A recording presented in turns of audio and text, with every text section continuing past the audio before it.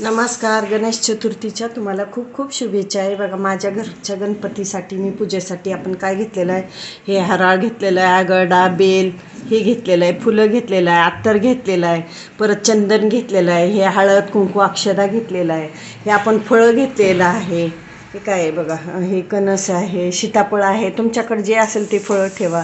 वस्त्रमाळ घेतलेला आहे, अगरबत्ती घेतलेला आहे, बाप्पांसाठी हार घेतलेला आहे, परत आरतीची तयारी केलेलं आहे. हे माझ्याकडे चांदीचं पान सुपारी आणि मोदक आहे ते घेतलेलं आहे. हे वरती आपण अशी पूजा मांडून घेतलेलं आहे. आता गणपती बाप्पांना आणण्यासाठी गेलेले आहे. गणपती बाप्पांना घेऊन आल्यानंतर परत तुम्हाला दाखवते. असं म्हणजे हे डेकोरेशन केलेलं आहे बाप्पांसाठी. बघा समया लावून घ्यायचा. आपण आधी कोणतीही पूजा करताना समय लावून घ्यायचे, समयाची पूजा करून घ्यायची, मग नंतर आपल्याला गणपती बाप्पांची करायची आहे. बघा वरती असं पूजेचं सगळं मांडून घेतलेलं आहे, म्हणजे फळं ठेवलेलं आहे, स्वास्तिक काढलेलं आहे अक्षदानं.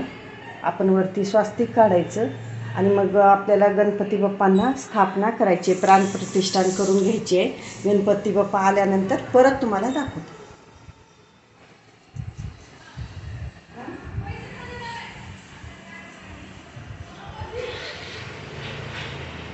बाप्पांना घरी आणलेला आहे, तिथं सगळी पूजा केली आहे.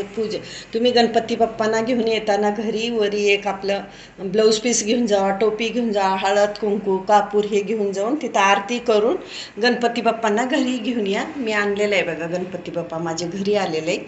आता नंतर तुम्हाला योग मुहूर्त वेळेस स्थापना करताना व पूजा करताना तुम्हाला परत दाखवते बाप्पांना माझे. असं कलश घेतलेला आहे. गणपती बाप्पांना विराजमान करताना अगोदर कलशची पण पूजा मांडून घ्या तुम्ही.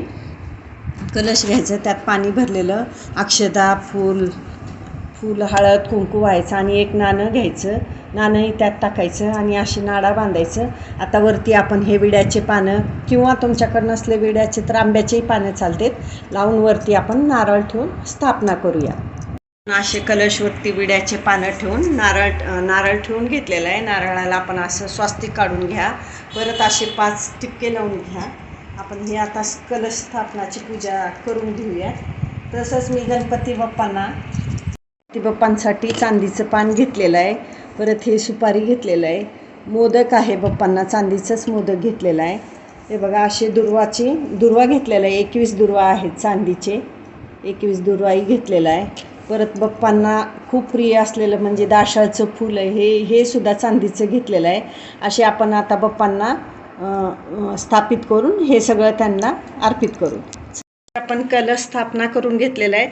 स्थापना करतानाही खाली आपल्याला अक्षदा हळद कुंकू आणि फूल वाहून मग वरती आपल्याला कलश स्थापना करून घ्यायची आहे. आता नंतर आपण बाप्पांना हे कसं शॉल घेतलेलं आहे, शॉल घातलेलं आहे, अर्पण केलेलं आहे. आता नंतर आपण वस्त्रमाळ वगैरे घालून घेऊया.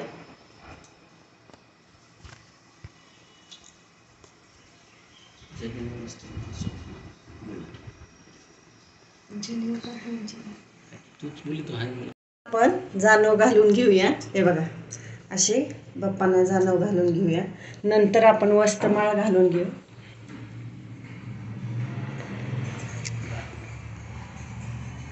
वस्त्रमाळ घालून घेऊया.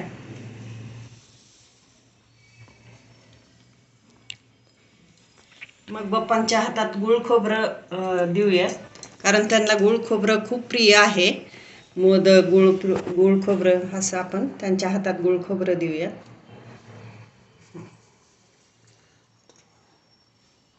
बाप्पांना असं हार घालून घेऊया.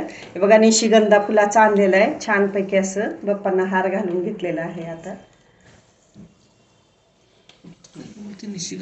गणपती बाप्पांना आपण चंदन आणि हळद कुंकू लावून घेऊया.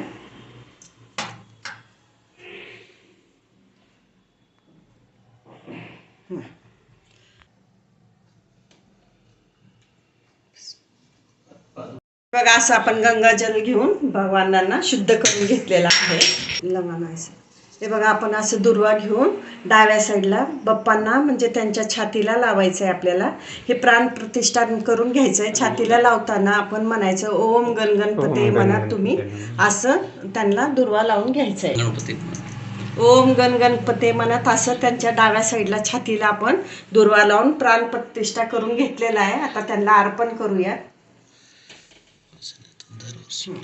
आधीचे 21 दुर्वा आहेत ते पण अर्पण करूयात बाप्पांना. असं हे दाशाचं फूल तुम्हाला मगाशी दाखवलेलं चांदीचं फूल ते पण अर्पण करूया. बाप्पांना खूप प्रिय आहे म्हणून अर्पण करून घेऊया. आणि गणपती बाप्पांची स्थापना केलेलं आहे, प्राणप्रतिष्ठान केलेलं आहे. गणपती बाप्पा आमच्या घरी तुम्ही 11 दिवस राहून सुख समृद्धी शांती द्या, घरात समाधान द्या, हीच तुमच्या चरणी प्रार्थना आहे. धूपम दीपम समर्पयामी. गणपती तुपाची आरती घेतलेलं आहे. गणपती बाप्पांना आरती करून घेऊया श्रींना. चला. श्रींची जय देव जय मंगलमूर्ती ओ श्री मंगलमूर्ती. दर्शन मात्रे मान करणे मात्रे मान कामना पूर्ती. जय देव लंबोदर पीतांबर परिवार वंदना.